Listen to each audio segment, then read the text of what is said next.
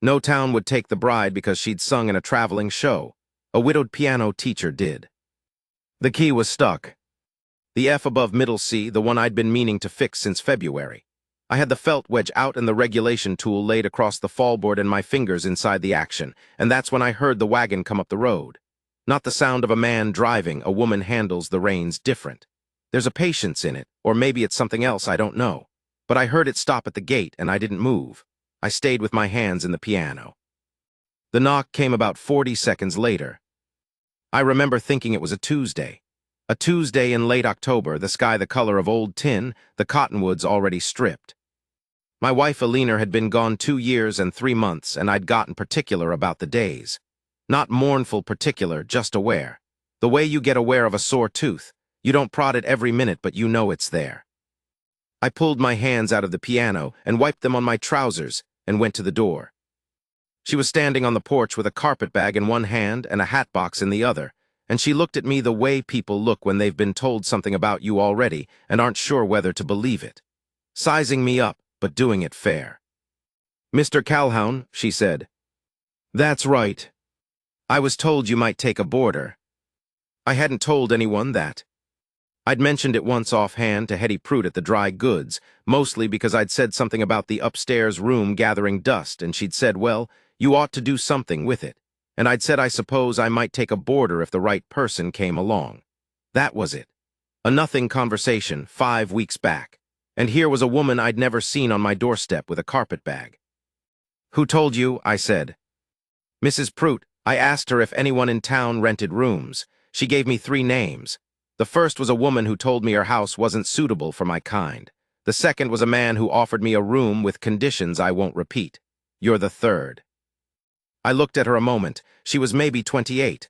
Brown hair pulled back, some of it coming loose in the wind. She had a quality of stillness that you don't see often, not the stillness of someone who's been beaten down into quiet, but the kind that comes from being comfortable in her own skin. Her dress was plain and clean. The hat box was worn at the corner. "What's your name?" I said. "Vera Marsh." "Where are you coming from, Miss Marsh?" "Mrs. Marsh, I'm widowed," she paused. "And I'm coming from Kansas City most recently, before that a number of places." "What brings you to Dellard?" She looked at me level.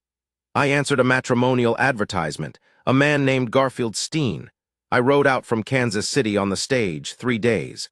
When I got here, Mr. Steen had heard something about my past and decided he didn't want to go through with it." I didn't say anything.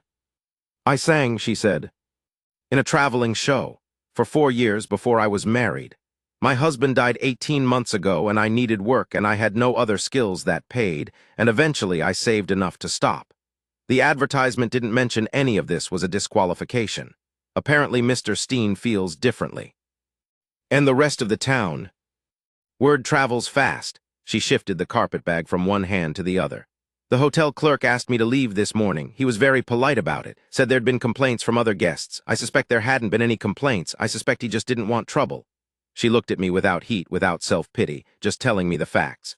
"I have money for 2 months' board. I'm looking for work as a seamstress or a cook or a laundress. I'll find something. I only need a place to stay while I do." The wind came up, and a cottonwood leaf skittered across the porch boards between us. I thought about Alina. I thought about what Alina would have done, standing where I was standing, a woman on the porch who'd been thrown out of her room for singing in a show. I knew exactly what Alina would have done. She'd have opened the door wider. "Come in," I said. "I'll put the kettle on and you can see the room." The room was at the top of the stairs, east-facing, with a window that looked out over the back pasture and the line of cottonwoods along the creek. I'd put Alina's sewing table in there when I cleared the bedroom, and the light in the mornings was good enough to work by. There was a narrow bed with a clean quilt, a washstand, a small stove that I walked her through lighting. She stood in the middle of the room and turned around once, slowly, taking it in. The hat box was on the bed. "It's more than I expected," she said. "Alina kept it tidy, my wife." "I'm sorry for your loss." 2 years and some," I said. "You get used to the shape of it." She looked at me, not pitying, assessing. Then she nodded like she'd heard something true. I told her what I charged, less than what she'd offered, and she started to argue, and I told her the room had been empty and I preferred it occupied, and that was the end of the argument. She accepted it the way a woman accepts something when she's decided arguing further would be impolite. "I'll need to know where to find work," she said. "I'll think on it. Give me until morning." I went back downstairs and stood at the piano for a while without playing it. Outside, the light was going gray-orange over the pasture. I could hear her moving around upstairs, the soft sounds of a person settling in. I wasn't lonely, particularly. I want to be clear about that. The grief had done what grief does, it had run its course, or most of it, and I'd arrived at a kind of quietness that wasn't unhappy. I had my students, 6 of them. I had my garden. I had the piano, which was a Steinway upright that I'd hauled from St. Louis 11 years ago, and which Alina had always said was the most impractical thing I'd ever done, and which I'd maintained as carefully as some men maintain a horse. I had what I needed. But the house had been quieter than was good for it, and now there were footsteps upstairs, the sound of a woman moving through rooms, and I noticed I didn't mind it. I should tell you about Dellard. It was a town of about 400 people, sitting in a shallow valley between 2 ridges, with a main street that had a hotel, 2 saloons, a dry goods, a feed and grain, a barber shop, a church, a one-room school, and a telegraph office. The surrounding land was ranching country, and the men who ran the ranches ran most of what happened in town. The biggest spread belonged to a man named Conrad Aldrich. He'd come out from Ohio 20 years ago and built the Aldrich operation up from nothing, and he was the kind of man who wears that fact like a garment, always reminding you, always letting you know the price of what he'd done. He sat on the town council, and his wife organized the church socials, and his opinion on most matters carried a weight out of proportion to its wisdom. I had no quarrel with Aldrich particularly. He'd sent 3 of his children to me for piano lessons over the years. We were civil. But I knew what he was, and he knew I knew it, and that knowledge lived between us like a sleeping dog neither of us wanted to kick. There were others I liked better. There was Doc Havorson, who'd come out from Wisconsin and had no patience for nonsense and a dry, careful humor that I appreciated. There was Marta Engel, who ran the laundry on Birch Street and who'd come from Germany 20 years ago and spoke English with an accent that hadn't softened at all, and who was one of the most practical people I'd ever met. There was Tom Fisk, who had the feed and grain, and who'd been a friend to me in the bad months after Alina went. These were decent people. Most of Dellard was decent people. But it was also a small town in 1883, and small towns in 1883 had a way of enforcing themselves. The first morning, I went out early to the post and thought about what work she might find. The laundry was the most likely. Marta Engel hired when she had work, and she wasn't the kind of woman who asked about your past. I went by before Vera was up and knocked on Marta's back door, and Marta came to the door in her apron with a piece of bread in her hand and looked at me. "You heard about the woman who came to town," I said. "Vera Marsh," Marta took a bite of the bread. "Yeah, I heard. I've taken her as a boarder. She needs work." Marta looked at me for a long moment. She sang in a show. "She did." Garfield Steen threw her over. "He did." "And the hotel put her out." "Yes." Marta took another bite of bread, chewed. "Can she work?" "I don't know yet. I'd guess yes." Marta was quiet a moment. Then she said, "Send her to me at 8, I'll see." I went back and knocked on Vera's door and told her. She came downstairs in 10 minutes, dressed and ready with her hair pinned. She ate the breakfast I put in front of her without ceremony, and she went. She was back by noon. She'd been hired. She told me this at the table over a lunch she'd made. She'd gone into the kitchen, as if it were natural, and made cornbread, and warmed the bean soup I had on the back of the stove, and she set it out without asking whether I minded. "Marta asked me about the show," she said. "What did you tell her?" "The truth, I sang and played piano. I traveled for 4 years. I got paid $4 a week and kept myself out of trouble and did what I said I'd do." She looked at me. She said she didn't care. She said she'd had people refuse to wash her sheets because she was German, and she had some thoughts about people who decided what a woman was worth based on where she'd been. "That sounds like Marta. She seems like a good woman." "She is," I said, "one of the best in the valley." Vera ate a spoonful of soup. She warned me, though, said there'd be pressure, said some of the wives would tell their husbands not to hire me for anything, and some of the husbands would try to make Marta let me go. "Probably true." She said she wouldn't. Vera looked at me. Are you going to have trouble from taking me in? I thought about that, honestly. Maybe some, I said. I can find somewhere else, if it becomes a problem. It won't be a problem, I said. She looked at me a moment, then down at her soup. You don't know that yet. No, I said, but I know how much I care about other people's opinions, and it isn't much. She looked up at me then with an expression I couldn't quite read, not quite amusement, not quite relief, something in between. She went back to her soup. I went back to mine. The trouble came in 3 days. Garfield Steen came to my door on a Friday afternoon. He was a stocky man, red-faced, who ran cattle east of town, and who'd sent for a bride through a matrimonial bureau in Kansas City without, apparently, being clear about the standards he had for what a bride should have done before he met her. He had a way of standing with his chest out that suggested he'd decided he was important and wanted you to confirm it. I opened the door and looked at him.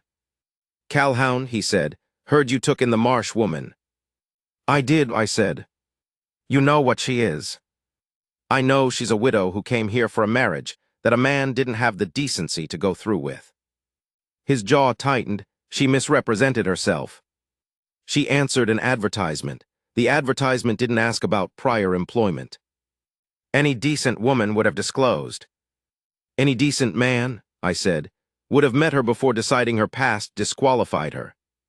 He went redder. She sang in a show, Calhoun, for 4 years. You know what that means. It means she sang for money, I said. The same as I play piano for money. I'm curious what you think it means. He stared at me. I'm telling you for your own good. You keep her here, you're going to find people talking about your house, about what kind of establishment you're running. I looked at him for a moment. He was bigger than me. I've never been a large man, and he had the look of someone who'd made threats work before by the sheer weight of his certainty. Garfield, I said, you came here to a widow's house, 3 days ride by stage, and you turned her out because she'd worked for her living before she knew you. She sat in that hotel room alone until the clerk turned her out too, and now you're standing on my porch telling me about my reputation. I looked at him. I think you should go home. He stood there another moment, then he turned and went. I closed the door and went back to the piano. The F above middle C was still sticking. I worked on it for another 20 minutes before I got it right. I didn't tell Vera about the visit. She found out anyway, in a town like Dellard. Things get around, and she came to me about it 2 days later on Sunday morning when I was having coffee on the back steps. She sat down on the step below me with her own cup and looked out at the pasture. Steen came to see you, she said. He did. You didn't tell me. I didn't think you needed to carry his foolishness. She was quiet a moment. He'll keep at it. Probably. He went to Conrad Aldrich. I heard this from Marta. I didn't say anything. That was more significant than Steen alone. Aldrich is going to come to you, she said. He's going to tell you that as long as you have me here, his children won't be coming for lessons. I looked out at the creek. The cottonwoods had gone mostly bare and the light was flat and cold. A crow was moving along the fence line. Then I suppose his children won't be coming for lessons, I said. She turned and looked at me. That's 1/3 of your income. 2/7, I said. Aldrich has 3 children studying. I have 9 students total now. Young Havorson started last month. You're going to lose 2/7 of your income over me. I looked back at her. I took you in because you needed a place. I'm keeping you here because you've given me no reason not to. Aldrich's opinion doesn't change either of those things. She looked at me for a long time. The crow landed on the fence post and sat there. Why, she said. Why what? Why does it matter to you? You don't know me. I've been here a week. I thought about it honestly. My wife used to say, and then I stopped because I hadn't talked about a leaner like this in a good while, and it took me a moment to find the track again. Eleanor used to say that the test of a person is what they do when it costs them something. When it doesn't cost you anything, your choices don't mean much. Vera looked at me. She was right about most things, I said. Vera turned back to the pasture. She wrapped both hands around her cup. After a while she said, my husband, his name was Joseph. He said something like that once. Not those words, but that idea. She paused. He died of the cholera 18 months ago. We'd been married 2 years. I'm sorry, I said. He was a good man, she said. He didn't care about the show either. Most men did or said they didn't, and then it ate at them. Joseph genuinely didn't care. He thought it was interesting that I'd done that. He used to ask me to describe places I'd been. She paused. He was a school teacher, taught arithmetic. He had that quality of being interested in everything. It was the thing I liked best about him. That's a good quality, I said. Yes, she said. We sat there a while. The crow flew off. The light shifted a little, went from flat to that pale winter gold. I'll start looking for rooms in the next town, she said, if Aldrich comes. You'll do no such thing, I said, not unless you want to go. She looked at me, I looked at her. Then she nodded once and picked up her cup and went back inside. Aldrich came on a Tuesday. I'd been expecting him. He came in the afternoon, which was when I had no students, and he walked up to the door without hurrying, that was his way, to take his time so you understood he was comfortable and you were not. He was a tall man, gray-haired with a trimmed beard and the kind of rancher's face that has been weathered into something between dignity and stubbornness. He took off his hat when I opened the door. That was courtesy and nothing more. Tom, he said. We'd got to first names over the years. He insisted on it. It was a way of flattening the distance, suggesting equality where there wasn't any. Conrad, I said. May I come in? I let him in. He looked around the parlor, which was mostly taken up by the Steinway, and he looked at the Steinway the way he always did, with a kind of bemused respect. He sat in the chair by the window, and I sat across from him. I'll get to it, he said. Please do. There's a woman in your house, a woman who has a history that the town finds unsuitable. She has a history of working for her living, I said, which I don't find unsuitable. Tom, he leaned forward a little. I understand the impulse. She was put in a bad spot. Steen handled it poorly, but you taking her in has created a situation. What situation is that? People are talking about what kind of house this is. I looked at him. This is a house where a man lives and gives piano lessons and has a boarder who works at the laundry. What else would it be? You know what I mean. I know what you're implying, I said, and I think you know it doesn't hold up. He was quiet a moment. He turned his hat in his hands. My children won't be coming for lessons, he said. I've made that decision. I want you to hear it from me and not from one of them. I appreciate the directness, I said. I'm sorry to lose them. They were making good progress. He looked at me. He'd expected, I don't know what. More resistance, maybe, more pleading. I gave him neither, and he had to sit with that. You're a stubborn man, he said. I'm a man with a clear conscience, I said. There's a difference. He put his hat back on and stood up. This isn't going to get easier, he said. No, I agreed. It probably won't. He went to the door and stopped there for a moment with his hand on the frame. Eleanor would have liked her, he said. It came out of nowhere and surprised us both, I think. He looked faintly startled, as if he hadn't meant to say it. He left. I sat there for a moment with that sentence hanging in the air. Then I went back to the piano. Here's the thing about the piano that I haven't told you. I came to it late. I wasn't one of those men who played from boyhood. My father was a farmer in Missouri, and music wasn't something we had much of. I came to it when I was 23. A woman I was courting had a piano in her parlor, a battered old upright that nobody played, and one evening I sat down at it and started picking out notes to amuse her. Something happened. I don't have a better way to describe it than that. Something happened, and within a month I was practicing 4 hours a day, and within a year I could play. I had no teacher until Eleanor. Eleanor's father had been a trained musician. He'd come from Philadelphia, and she'd grown up with real instruction. When she heard me play the first time, she told me I had an ear but no technique and offered to help. We were married 8 months later. She had better hands than I did. I have large, stiff hands, good for working, not ideal for piano, and she had these long-fingered, quick hands that moved over the keys with a certainty I spent 20 years trying to match. I never did match them. But she taught me to hear myself honestly, which is its own kind of gift. When she got sick, I played less. While she was ill, I played almost nothing for 7 months. After she died, I played again because I had to. I had students who were counting on lessons, but it took about a year for the music to come back to it, to stop being just notes arranged correctly. It had come back. By the time Vera arrived, it was back. I tell you this because of what happened in November. I was working through a Schubert piece I'd been learning, the impromptu in G-flat, which is beyond my technique, honestly, but I've always gone after things that are slightly beyond me.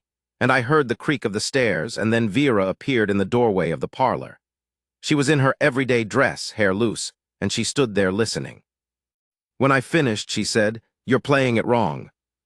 I looked at her. "I beg your pardon." "The left hand," she said. She came into the room and looked at the music on the stand. "You're rushing the bass figures. They're supposed to be slower than you're playing them. The melody sits on top of them, and when you rush them, the melody has nowhere to settle." I looked at her. "I played it," she said, "in the show. It was part of a quiet section after an upbeat number. I played it every night for about 6 months." I got up from the bench. "Show me," I said. She sat down. She looked at the keys for a moment, the way players look before they start gathering themselves, I always thought, finding the place inside that the music lives. Then she played. I stood behind her and listened. She was right about the left hand, and she was better than me, considerably better, actually. She had a touch I didn't have, the quality of sound that comes from really understanding weight and release. Her hands were smaller than mine, but they moved with that same certainty Aliner's had, that sense of knowing exactly where they were going. When she finished, the room was very quiet. "You played piano in the show," I said. "Sang and played, mostly played." She looked at the keys. "The show traveled with 2 musicians. I was one of them. When they could get a third, I sang." She paused. "I liked the playing better." "You're trained." "My father taught me. He was a church organist." She looked up at me. "Is that surprising?" "A little," I said. "I didn't know." "You didn't ask." "That was fair. Would you like to use the piano when I'm not teaching?" She looked at it. Something moved across her face, not quite longing, but the look of someone who has been keeping a door closed and isn't sure whether it's safe to open it. "Yes," she said. "I would." After that, the house had music in it at different hours, and that was a change I hadn't anticipated and didn't quite know what to do with. She played in the mornings before she went to Marta's if I wasn't teaching. Sometimes she played in the evenings. She played differently than I did, lighter, more fluid, less forceful. Where I tended toward the slow and measured, she went for the lyrical, the singing line. I started sitting in the kitchen when she played. I told myself I was just nearby in case she needed something, but that was not the whole truth. In December, something shifted in town. It started small. A woman named Ada Prout, Hetty's sister-in-law, no relation to Hetty in temperament, stopped in at Marta's laundry while Vera was working and said something I wasn't present for, but that Vera told me about that evening. She said I was a bad influence on the town's women, Vera said. She was mending something at the table, and she said it without looking up. She said that having a woman with my history working and living like a respectable person gives other women the wrong idea. I looked at her. What other idea would be right? That I should have gone somewhere else, she bit the thread. She said Marta ought to know better. What did Marta say? Vera looked up at me, and for the first time since she'd arrived, something close to a smile went across her face. She said, in that German she uses when she doesn't want people to misunderstand her, that Ada Prout could take her opinions and place them directly. She stopped. In an indelicate location. I laughed. It came out before I could stop it. A real laugh, the kind I hadn't had in a while, and it surprised me a little. Vera looked at me with something warm in her eyes. Marta, I said, yes. But the small things accumulated. A note was left at my gate, anonymous, not worth describing. 2 of my students dropped their lessons without explanation. I suspected their parents. Someone spoke to the Reverend Marsh. No relation to Vera, he was quick to clarify. And the Reverend came to see me in a general way to ask. He said if everything was all right. And I told him everything was fine and offered him coffee, and we talked about nothing for 20 minutes, and he left apparently satisfied, though satisfied with what I couldn't say. Through all of this, Vera worked at Marta's 6 days a week. She came home tired, and she made supper half the time and cleaned up without being asked, and she mended things and kept the upstairs in order, and she played the piano on the mornings she had time. She did not complain. She did not ask me repeatedly if I was sure about having her here. She had assessed the situation, decided to trust me, and then trusted me. That was its own kind of thing. I noticed I was starting to watch for her, not in a way I could quite name. But when I heard the gate and knew it was her coming back from Marta's, there was something, a settling, a small release of something I hadn't known was held. I noticed that. I filed it somewhere and didn't take it out to look at. Christmas came. It was quiet in the house. Vera had no family, her parents were gone, and she had no siblings, and I had a brother in Ohio I exchanged letters with but hadn't seen in years. My students brought small gifts. Doc Havorson came for supper on Christmas Eve, and we ate well and drank some whiskey afterward and talked. The three of us, about nothing that mattered and everything that did. The kind of conversation that happens when people are comfortable enough to be honest. Havorson liked her. He asked her straightforward questions and listened to the answers, which was more than most people in Dellard were doing. He asked about the show and where it had traveled, and she told him about places I'd never been: Memphis, New Orleans, St. Louis in summer, a town in Mississippi called Natchez where the audience one night had consisted of 11 people in a hall built for 300, and they'd played the full show anyway because that was what you did. What was the last song? Havorson asked. She thought about it. Beautiful Dreamer, she said. We always closed with that. The audience, all 11 of them, sang along. Havorson nodded. That's a good song to close with. Later, after he'd gone and I was washing up, Vera came and stood at the kitchen doorway. He's a good man, she said. One of the best I know. He doesn't look at me the way most men here do. No, I said, he doesn't. She was quiet a moment. How do most men look at you? I asked, without turning from the sink. Like I'm either a danger or an opportunity, she said. He looks at me like I'm a person. That shouldn't be a rare quality, I said. No, she agreed, but it is. I finished the dishes. She had gone back upstairs by the time I turned around, and the kitchen was quiet and the lamp was burning low. And I stood there for a minute with my hands drying on the towel, and I thought about Alina, which I often did. And I thought about Vera, which I was starting to do more. And there was something strange about holding both of those thoughts in the same moment, like two different keys played together, one familiar and one new, making a chord I wasn't sure I recognized. I blew the lamp out and went to bed. January was cold. The kind of cold that gets into the house no matter what you do, that lives in the corners and along the window frames and makes the piano keys feel stiff first thing in the morning. I kept the parlor stove going through the day, and it helped, but not completely. Vera came down with a cough in the second week of January. She said it was nothing and went to Marta's for 2 days, and then on the third morning I came downstairs to find her sitting at the kitchen table with both hands around a cup of tea, not drinking it, just holding it. You look terrible, I said. Thank you, she said. That's reassuring. I felt her forehead, which is something you do with children, and apparently I'd decided with boarders. She was warm, not burning but warm. Go back to bed, I said. I have work. Marta has other women. Go back to bed. She looked at me. I don't like being ill. No one likes being ill. Go. She went. I sent word to Marta, and then I made soup, which Alina had always said I made well, and brought it up around noon along with some of the willow bark tea that Doc Havorson had taught me to make when Alina was sick. Vera was sitting up in bed with a book, looking annoyed at herself for being there. She looked at the soup. You cooked. It's soup, I said. It isn't cooking. It smells good. I put it on the small table by the bed and went to check the stove. When I turned around, she was eating and looking at me with that expression I'd gotten used to, assessing, honest, slightly private. You don't have to do this, she said. I know. Most landlords wouldn't. I'm aware. She ate another spoonful. Tom. Nobody had called me Tom in. I thought about it. Havorson did sometimes. Before that, Alina. Most people called me Calhoun. Yes, I said. Why did you really take me in? She looked at me directly. Not the thing about Alina, the real reason. I thought about it honestly. I saw a woman standing on my porch who'd been thrown out of 2 places that day for something that wasn't her fault, I said. And I thought, if I send her away too, what am I? She held my eyes for a moment. That's it, she said.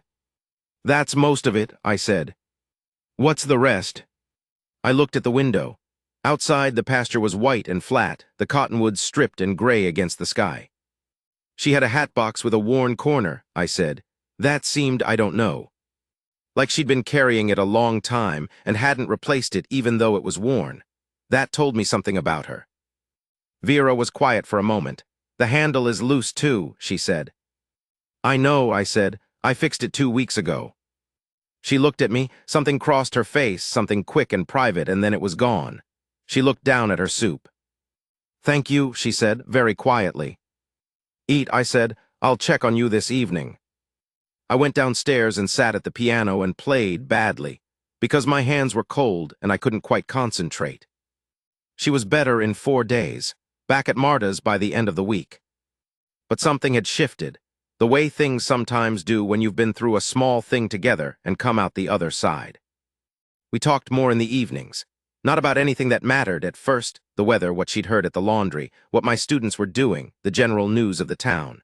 But the conversation stretched. She asked me questions about my life before Dellard, before Alina, and I told her more than I usually told anyone about growing up in Missouri, about the years I'd spent working on a survey crew before I came to the piano, about the strange luck of finding Alina. She talked about Joseph, about the 2 years of their marriage, which had been spent in a small town in Iowa where he taught and she, for those years, played piano at the church and gave lessons and was, she said, almost entirely respectable, and had liked that version of her life very much. "Did you miss the show?" I asked once. She thought about it. "Parts of it," she said. "Not the traveling, not the living out of a bag, but the music, yes, playing for people, there's something about it, you know." "I know," I said. "And I was good at it," she said, with a matter-of-factness that wasn't pride, just honesty. "I was genuinely good. It's strange, doing something you're good at and then stopping." "You could give lessons here," I said, "if the laundry ever slows." She looked at me. "Who would take lessons from me?" I thought about it. "Eventually people would," I said, "once they know you better." She looked doubtful but not dismissive. "Aldrich came back in February." I hadn't expected that. He'd said what he said and withdrawn his children's lessons, and I'd assumed that was the end of the matter, that we'd settled into a cold distance. But he came on a Wednesday afternoon, and this time there was nothing official in his manner. He stood on the porch and he looked tired. "May I come in?" he said. It wasn't quite a question. I let him in. He looked at the piano, which had music on the stand. I'd been working on the Schubert again, and then he sat. "I owe you something," he said. I waited. "My daughter," he stopped, started again. "She came to me 2 weeks ago. Clara, she's 15, she told me." He stopped again, and there was something in it that wasn't easy for him, and I waited again. "She told me she'd been exchanging letters with a young man. A boy she met at the church social in November. She said he was from Baxter County. She said she'd met him twice and he was kind and that she thought," he put his hand flat on his knee, "she thought it might come to something." I looked at him. I still didn't understand where this was going. "The boy's family checked on her," Aldrich said. "I don't know the details of how. They found out she'd been coming here for piano lessons, and they found out," he stopped. "They found out that a woman lived here who had sung in a show, and they told her that a girl who spent time in a house with a woman like that was." He stopped. "Unsuitable," I said. He nodded, one sharp nod. "I sat with that." "Clara told me," he said. "She didn't do it to punish me, I think. She just told me because she was hurt and I was her father, and I sat with it for 2 weeks. He looked at me. "I made a mistake, Tom, in how I handled this. I followed Steen's lead and I didn't think it through." I looked at him. Conrad Aldrich, who had come from Ohio with $100 and built a spread that ran 3,000 head, who had never, in the 20 years I'd known him, admitted to a mistake. "I'd like to send the children back for lessons," he said, "if you'll take them." "I'll take them," I said. And he paused. "Mrs. Marsh, I understand she's been good for the house. Marta thinks well of her." "She has been," I said. "She is." "I'll speak to a few people," he said. It wasn't elaborate. He didn't promise anything grand. But a few people was Conrad Aldrich's way of saying the wind was changing. He stood up. He looked at the music on the piano stand. "You're working on the Schubert," he said. "Trying to," I said. "Alina used to play that," he said. "I know," I said. "She's the one who taught me to love it." He nodded once, picked up his hat, and went.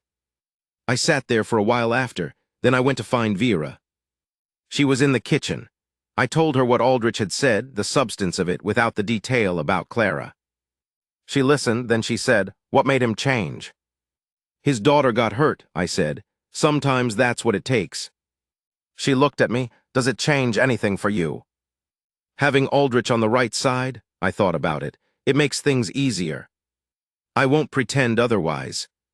But I wasn't waiting for it," I said. She held my eyes for a moment. Then she turned back to whatever she'd been doing. The spring thaw came in March. The creek ran high for 2 weeks and took out part of the fence on the south side of the pasture, and I spent 3 days fixing it, which I hadn't done in 2 years. I'd let things go after a leaner. The place had drifted a little. I got the fence in order, and then I started working on the roof of the small barn, which had a place that leaked. And then I repainted the porch railing, which Vera pointed out had been peeling since December. "You're fixing the place," she said one evening. We were on the back steps again. We'd made a habit of that, having coffee on the back steps in the evening if the weather allowed. "It needed it," I said. "It was like this when I came." "It was," I said. She looked at the pasture. In March, the grass was just starting to come back green at the roots, pale and sparse, but there. "You let it go," she said. "For a while. Since Alina." "Probably since before she died," I said. "When she was sick, I wasn't thinking about the porch railing." She nodded. We sat a while. "It looks good," she said. "The fence, the barn." "Thank you."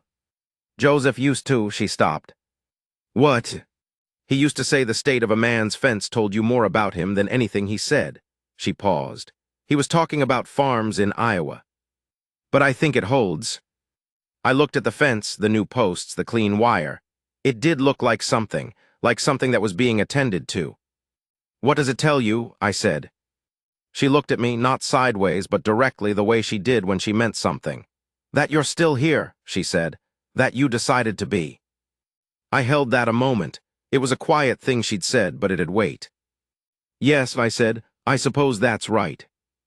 We sat a little longer. The evening was cool but not cold, the sky going pink over the ridge to the west, the cottonwoods along the creek starting to bud. The crow was back on the fence post, or a crow anyway. I decided it was the same one.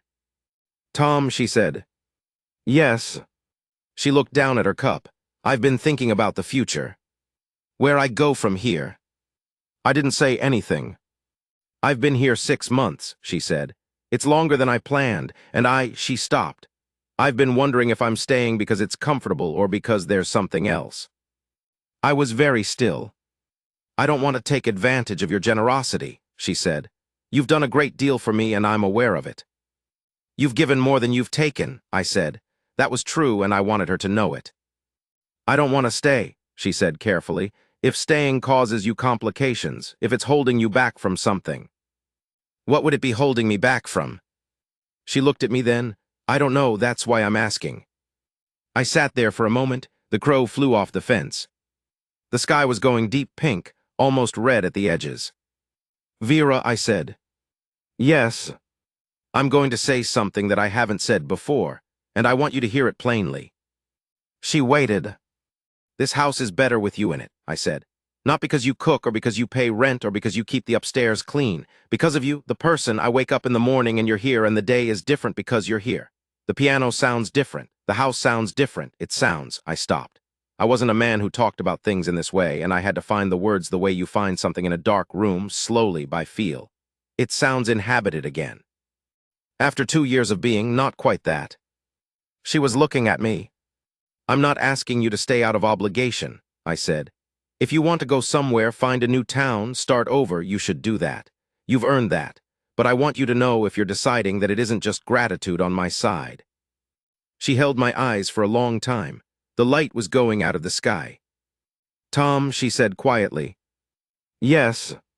"How long have you been thinking that?" I thought about when it had settled, when it had become clear. "Since January," I said, "when you were sick." "When I was sick. You asked me why I really took you in, and I told you about the hat box, and I fixed the handle without telling you, and I realized after that," I stopped, "that it wasn't just the hat box." She looked at me for a moment more. Then she put her cup down on the step, and she reached over and put her hand on mine. She didn't say anything. She just put her hand on mine and left it there. We sat like that until the sky was dark.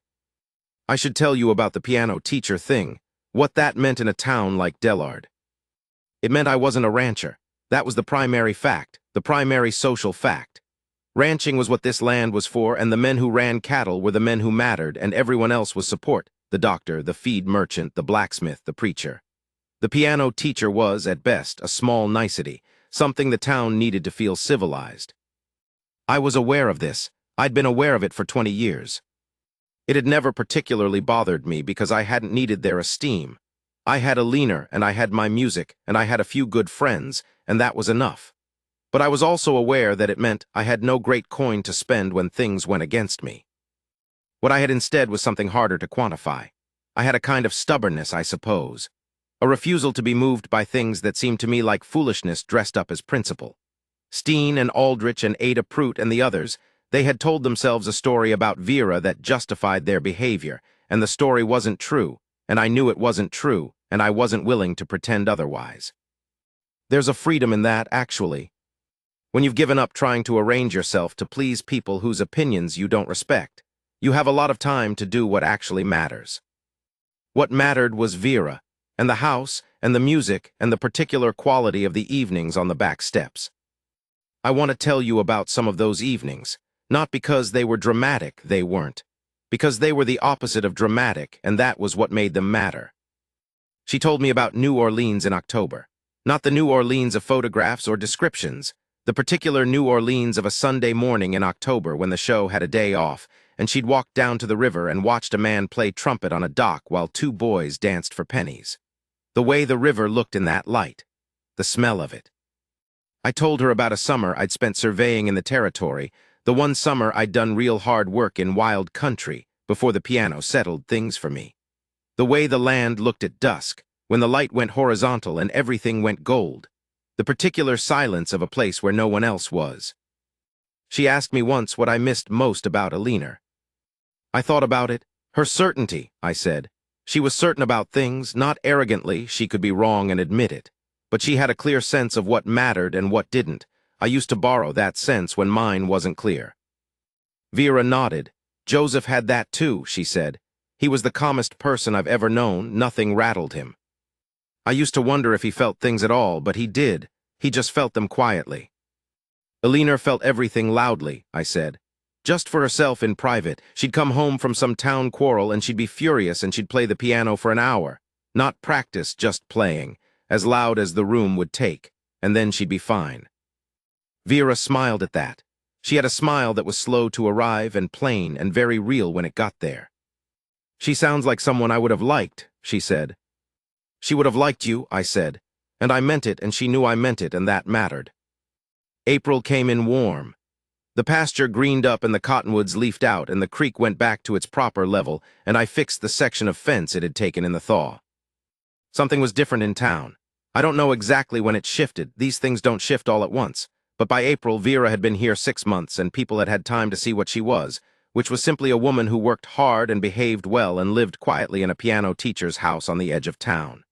The story that Steen and Ada Prout had told lost energy over time. It didn't disappear. These things never fully disappear, but it quieted. Marta invited Vera to the German women's gathering she had every month. It was nothing official, just a handful of women who met and drank coffee and talked in German, which Vera didn't speak, but Marta said half of them spoke English fine and the other half spoke enough. Vera came home from the first one with a look I hadn't seen on her before, a kind of lightness, the look of someone who's been let into a room after standing outside it a long time. Mrs. Havorson asked her to play at the church social. That was the real marker. Mrs. Havorson was not a woman who made these requests lightly, and the church social was not a small occasion. When Vera told me, she said it with a certain caution, as if she wasn't sure it was real. "Will you do it?" I said. "If you think I should." "I think you should do whatever you want to do," I said, "not whatever the town thinks is appropriate." She thought about it. "I want to do it," she said. "I miss playing for people." "Then do it." She did. She played for 45 minutes at the church social in late April, and she played well, better than the occasions usually had. And I sat in the third row and listened and watched people's faces change as the music went on. There is a thing that good playing does that is hard to resist. It bypasses the part of you that has opinions and goes somewhere older and simpler. And by the end of the 45 minutes, Vera had bypassed a fair number of Dellard's opinions. Ada Prout was there. I watched Ada Prout's face during the Beethoven, the slow movement of the Pathétique Sonata, which Vera played as well as I'd ever heard it played outside a concert hall. And I watched the resistance on Ada Prout's face lose its hold, slowly, one note at a time. Afterward, coming out, Ada Prout stopped Vera in the aisle. I couldn't hear what she said. I saw Vera's face, careful, a little guarded. I saw Ada Prout's face, something working in it that cost her. Then Ada Prout nodded and went past. Vera came and found me outside. "What did she say?" I said. "She said I played beautifully." Vera paused. "And then she said she'd been unkind and she was sorry for it, and then she walked away very fast as though she hadn't said it." "That must have been hard for her," I said. "Yes," Vera said, "I think it was." We walked home in the evening light. The cottonwoods along the creek were fully leafed, casting long shadows, the air warm and still carrying the last of the afternoon. We walked without talking. I was thinking about Ada Prout and about the sound of the piano and about Alina, who had also played the Pathétique and whose version I had in my memory like a photograph. Exactly that clear and exactly that still. I was thinking about Vera beside me, about the fact that the walk home was natural now, something I took for granted, and that I'd gotten to a place where I noticed the absence of her more than her presence. "What are you thinking about?" she said. "Alina," I said honestly. She didn't say anything for a moment, then just as quietly, "Joseph." We walked the rest of the way home in a silence that was one of the most comfortable silences I've ever been in. In May, she gave her first piano lesson. It was a small girl named Lucy Havorson, the doctor's youngest, who Vera had apparently been talking with at the church social. Lucy was 7 and she wanted to learn. Vera came to me and said she'd like to use the piano on Thursday afternoons if I didn't have students. I didn't have students Thursday afternoons. Lucy came and sat at the Steinway and Vera sat beside her and showed her where middle C was. I stayed in the kitchen. I could hear, through the wall, the careful sound of a child picking out notes for the first time, the false starts, the repeats, the halts. And I could hear Vera's voice, patient and clear, saying, "Try that again. Now let your hand rest naturally. Yes, that's right, like that." She was good at teaching. I'd suspected she would be. There's a quality good musicians have when they've played long enough and well enough, a kind of ease with the instrument that communicates itself. That makes the instrument seem less frightening. Vera had that. I could hear it through the wall and the way Lucy's playing changed in 45 minutes. After Lucy left, Vera came into the kitchen. "Well," I said. "She's going to be good," Vera said, and she said it with something in her face that was satisfaction, the plain, clean satisfaction of work done right. "You're a teacher," I said. She looked at me. "I suppose I am." She paused. "2 of the Angel children asked this week. Marta said they'd been after her for months." "How many can you take?" "I don't know yet. A few, I think, to start." I looked at her. "You could leave the laundry." She looked back at me. "And do what?" "Teach here at the piano." She was quiet for a moment. "You wouldn't need to board," I said. "The lessons would cover it and more, probably." "Tom." "Yes." "Are you asking me to stay?"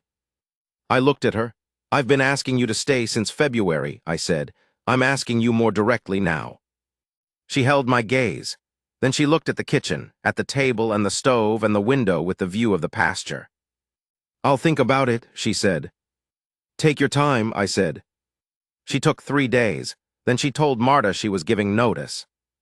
Marta gave her a long look and then said, in the German that people weren't supposed to understand, something that I was told by one of Marta's workers translated approximately to, "It's about time, you stubborn woman." She told me over supper, just told me, set the plate down and said Marta had taken her notice and she had 2 weeks left at the laundry. "All right," I said. "Is that all you're going to say?" I looked at her. She had that thing on her face, the not quite amusement, the private warmth that I'd been watching build for months.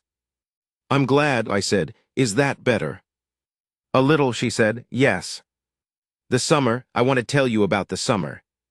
The days were long and hot and we both worked in them. she teaching in the mornings and evenings when the house was cooler, I teaching in the afternoons. There was a rhythm to it, the sound of two different pianists working in the same house on different schedules, the music never exactly colliding but always present, part of the texture of the place. She had 7 students by July. I had 12. The house was busy in the way houses should be busy, with purpose, with people coming and going for good reasons. We ate together every night. That had started in the winter and never stopped. We cooked together sometimes, which was an interesting business. I was methodical and she was improvisational, and we had a few disagreements about the right way to do things that were more entertaining than they were serious. She had a way, when she thought I was being unnecessarily rigid, of looking at me with her head slightly to one side and waiting, as if she were giving me time to hear myself. It usually worked. We played the piano together once in June, a simple duet, nothing ambitious, Schumann. She was on the treble end and I was on the bass. We tried it a few times before, separately, never together, and the first attempt was ragged because we were both too careful. The second time was better. By the third attempt we had something. It's a particular thing, playing with another person. You have to listen differently, not just to what you're doing but to what they're doing, and you have to adjust, and sometimes you have to hold back and sometimes you have to push, and it requires a kind of trust that I can't quite articulate. You're exposed, in a way. Your wrong notes are their problem too.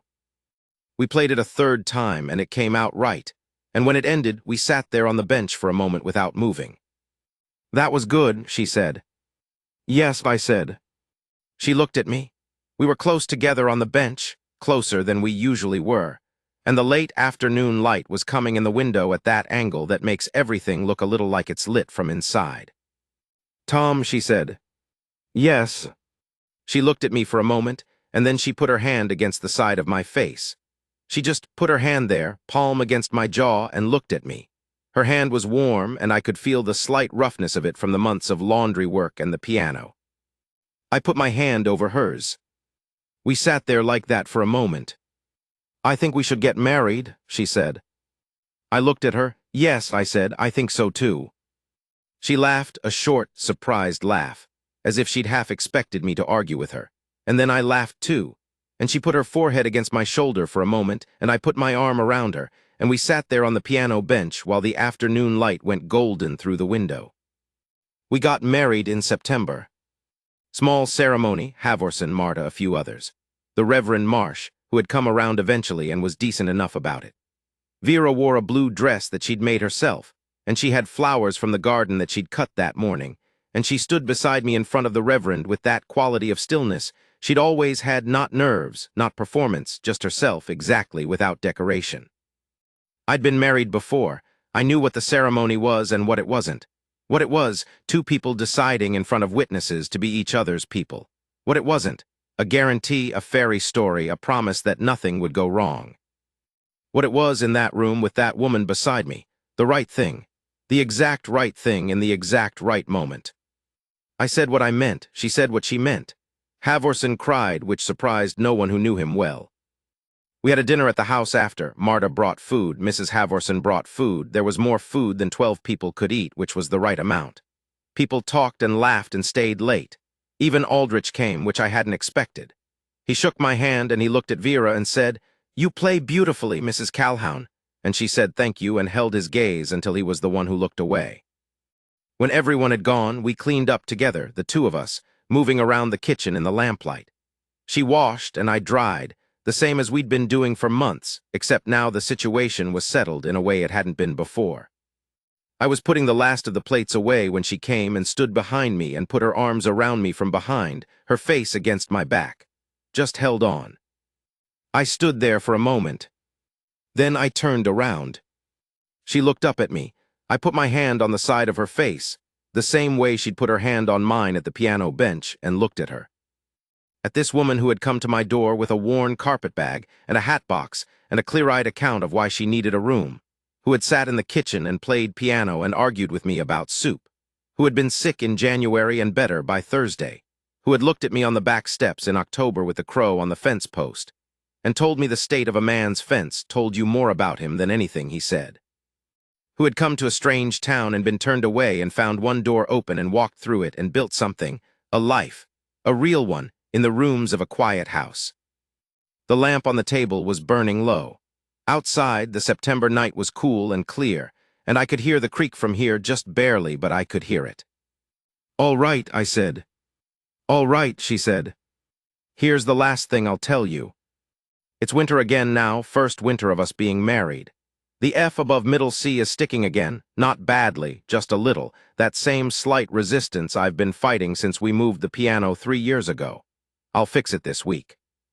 This morning she came downstairs before I was up and I heard the piano start. She plays early some mornings before she's fully awake, the same pieces, quiet and unhurried. I lay in bed and listened. The Schubert, the one I'd been trying to play the day she arrived. She plays it better than I ever did. After a while, I got up and put the kettle on, and by the time the water was ready, she came into the kitchen and sat down, and I put the cup in front of her. She wrapped both hands around it, the way she had that first morning she was sick, holding it for the warmth, and looked at me across the table. The light was coming in the east window. The pasture behind the house was white with new snow, the cottonwoods bare again, the creek quiet under ice. She looked at me the way she looks at me sometimes, the way I used to not know how to name, and now I do. It's the look of a woman who has chosen a place and is at peace with the choice. Nothing provisional in it, nothing held back. I drank my coffee. The house was warm and full of music, and the snow lay flat and clean across the pasture, and she was here. That's it, that's what I wanted to tell you.